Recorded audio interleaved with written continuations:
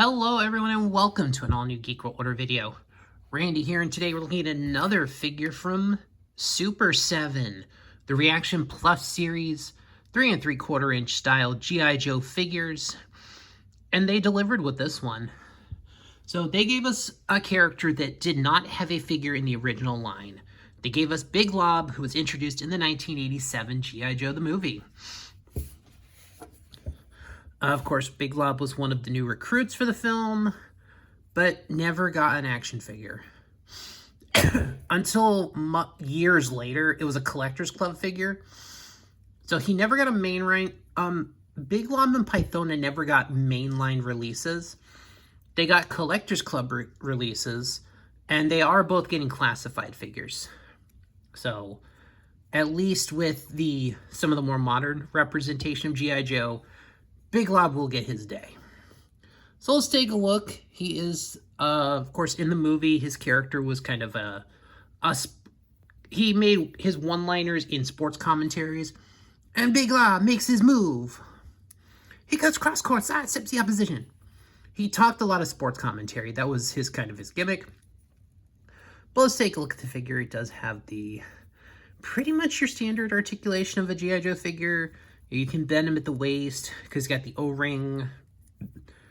The shoulders go all the way around. Does have the bicep, the swivel, and the bend. So standard articulation there. The legs, they go up.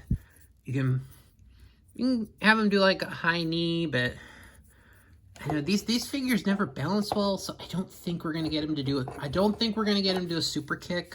Just yeah, unfortunately, just a little top heavy.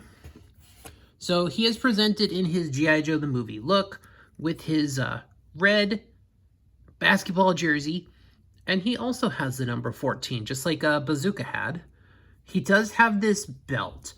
So I'm sure in the original series, like in the original run, this probably would have been like molded across the chest here. He does have a couple of pouches. He's got a grenade. But the Super 7 figure, this is a removable piece, so that's an interesting one. He does have his green cargo pants, pretty much standard boots, molded knife on the side, got a couple of pockets. So otherwise, as far as articulation goes, he's basically your 3 3/4 inch G.I. Joe. And yeah, the plastic quality is okay. I don't know. I feel like compared to vintage G.I. Joes, the paint looks a little matte.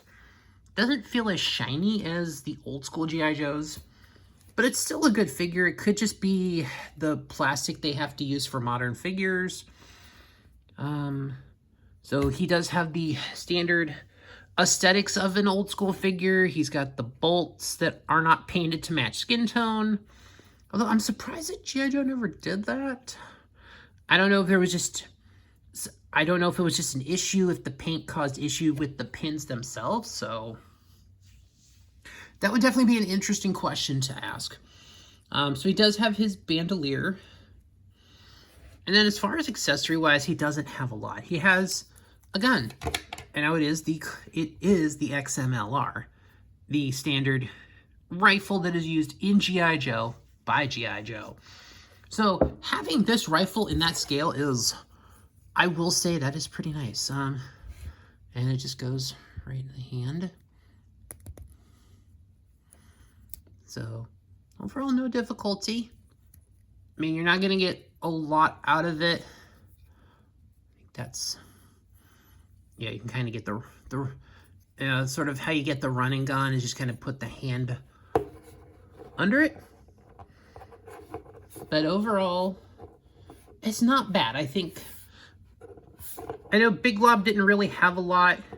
Probably putting a grenade with him because he did lob a few grenades off like they were baseballs.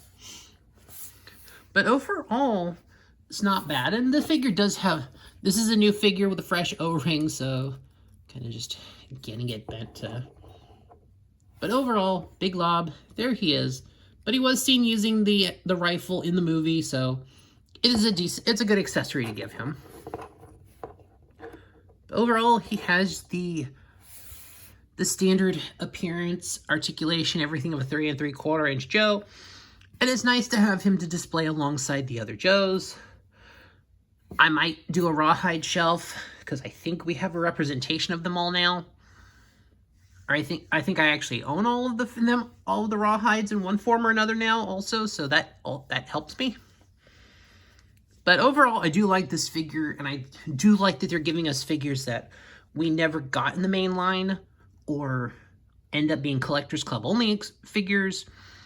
But Big Lob is a very good addition to a 3 3/4 G.I. Joe line.